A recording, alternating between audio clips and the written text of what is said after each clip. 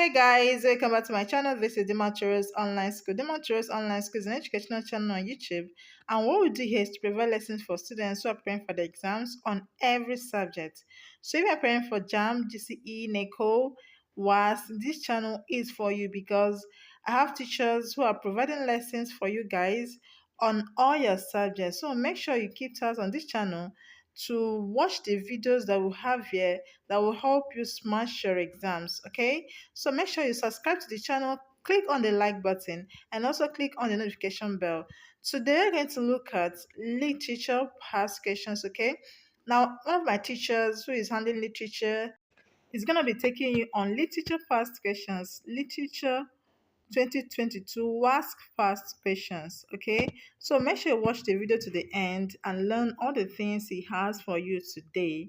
Make sure you click on the subscribe button, on the notification bell, and on the like button. And if you are praying for JAMB UTME next year, we have a class, an online class specially for you. Make sure you join us. Now, without wasting time, let's begin. The next question is question number 5. Question says, in literature, the two components of diction are, remember that diction is a writer's choice of words. Diction is different from poetic license. Diction is the writer's choice of words. The options, we have option A, sentence construction and punctuation. Option B, vocabulary and punctuation. Option C, syntax and sentence construction. Option D, vocabulary and syntax. I said that diction means the writer's choice of words. So the right answer is option D, vocabulary and syntax. Vocabulary and syntax are the two components of diction. Next question is question number 6. The question says, a story with elements that have both literary and figurative meaning is. A story with elements that have both literal and figurative meaning is. Option A, we have an allegory. Option B, a fable. Option C, a novella. Option D, an episode. An allegory means an extended metaphor in which objects, persons, and actions in a narrative, either in prose or verse, are equated with meaning that lie outside the narrative itself. Good example of such work is a work written by George Orwell called Animal Farm. A perfect example of what allegorical work looks like. George Orwell used that work to represent the societal ills of perversion of communism by the Russian leaders after the October 1917 revolution. A novella is a work of prose fiction of intermediate length, longer than a short story and shorter than a novel. It's also called a novelette. A fable is a short story or tale told to teach a moral lesson. A fable is short story or tale told to teach a moral lesson. It is often told with animals, representation of human beings, though it is quite common in folk tales, whereby we always come across the cunning exploits of the tortoise. We have a lot of it in Igbo, both in Hausa and Yoruba folk tales. An episode is a literary work written in the form of a letter, often addressing a specific person, group, or audience. Example types of episode are personal episode, public episode, or fictional episodes. Types of episodes are personal episode, public episode, professional episode. We have episodes in the Bible as well. The right answer is option A. The right answer to question number 6 is option A, an allegory. In allegorical work, there are elements of literal and figurative meaning. In allegorical work, there are elements of literal and figurative meanings. The next is question number 7. The question is, my bounty is as bountiless as the sea, my love as deep. The question is, my bounty is as bountiless as the sea, my love as deep. The question is, the both lines illustrate, we have option A, apostrophe, option B, epigram, option C, hyperbole, option D, euphemism. Apostrophe means a figure of speech in which a person, absent or dead, or even an inanimate object is personified and addressed. The example of apostrophe is Mother Africa, come and save thy children. When you look at this, I'm addressing Mother Africa, see if Mother Africa is present with us. Epigram means, an epigram is like a paradox. It is a brief, wise saying which seems to involve a contradiction. An epigram is a brief, wise saying which seems to involve a contradiction. Example of epigram is, a favorite has no friend. A good example of epigram is, a favorite has no friend. Next in the auction is hyperbole. Hyperbole is exaggeration of a statement. And when you make something to look larger than life, we call it hyperbole. Exaggeration, overstatement, if something is made to look larger than life. Example of hyperbole is, at that wedding ceremony, they placed a mountain of fufu before ox. At that wedding ceremony, they placed a mountain of fufu before ox. When you look at it, I made it to look larger than life because it's impossible for them to pound fufu and it will be as big as a mountain. Next in the auction is euphemism. Euphemism is when you use a pleasant words to express unpleasant situation or situations. If you use a pleasant words to express unpleasant situation, like assuming someone died, you might tell them that the person has kicked the bucket. Yeah, you use indirect way to pass the information. We are not open. Right answer to question number 7 is hyperbole. My bounty is as boundless as the sea. My love as deep. The right answer is hyperbole. There is exaggeration, there is overstatement there.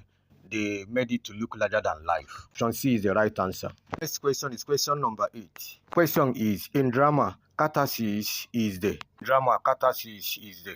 Here we have change of setting. Option B, conflict between two characters. Option C, resolution of conflict. Option D, progression of emotion from tension. The right answer is option D. Catharsis means progression of emotion from tension. The right answer is option D. Question is question number 9. The instruction is, read the extract below and use it to answer the question. The extract is a poem. A little learning is a dangerous thing. Drink deep or taste not the Pyrenean spring. The shallow drugs intoxicate the brain, and the drinking largely sobers us again. The poem is, a little learning is a dangerous thing. Drink deep or taste not the Pyrenean spring. The shallow drugs intoxicate the brain, and drinking largely sobers us again. The question is, the poem is, option A, we have allegoric, option B, didactic, option C, metaphysical, option D, romantic. Allegoric is a literary work that uses symbolic characters, events, and settings to convey a deeper moral or spiritual meaning. Didactic is any literary work that teaches moral lesson. Any literary work, be it poem, prose, or drama, any literary work that teaches moral lesson is didactic. Metaphysical is a literary style that explores complex philosophical and spiritual ideas, often using abstract concepts. Romantic is a literary movement emphasizing emotion, imagination, and individualism. The right answer is option B, didactic, because the poem stated that anytime you want to learn something, that you should learn it properly. If you learn it in a halfway, that is poisonous to the society. The short poem is didactic in nature. Next question is question number 10. From the same poem we read in question number 9. The question now is what the tune of the poem is. The question is, the tune of the poet is. The tone of the poem is option A, jugular, option B, harsh, option C, mournful, option C, somber. The right answer there is option D, somber. And somber means when you are gloomy, when you are sad, when you are not happy. Next question is question number 11. The question is also from the poem we read in question number 9.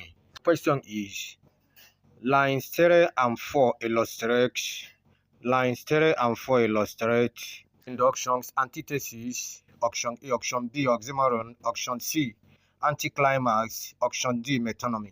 We have explained the meaning of antithesis here. Said antithesis is a figure of speech whereby a word in a statement may be used to contrast with the whole statement, or a clause contrasting with another statement in a statement contrasting with each other. Example of antithesis is poverty is a fruit of all goodness. Money is a root of all evil. The example of antithesis is, to err is human, to forgive is divine. Antithesis is a figure of speech where unlike situations are presented so as to emphasize their contrast. Oxymoron is a way of placing two opposite words side by side or juxtaposing two opposite words side by side. When you present or juxtapose two opposite words side by side, we call it oxymoron. Example of oxymoron is education is full of painful pleasure. Education is full of painful pleasure. The next word we have induction there is anticlimax. Anticlimax is the arrangement of incidents or events or actions in a descending order.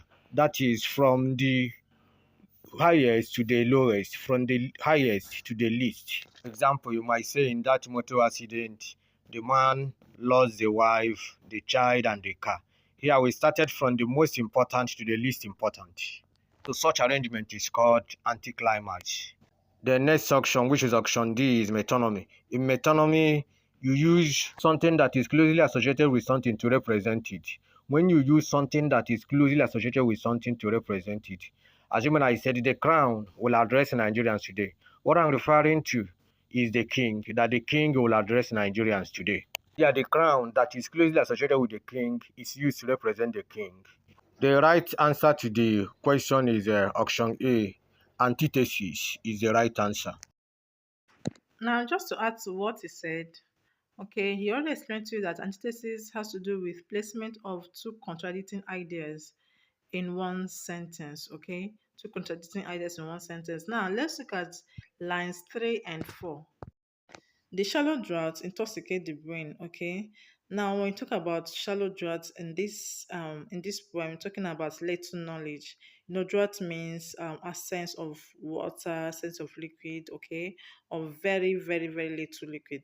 So when you talk about shallow draughts intoxicate the brain, it's impossible for someone to get intoxicated with something very little. Okay, let's take for example, if someone is taking a drink or an alcoholic drink, okay, it's impossible for someone to get intoxicated with just very little quantity.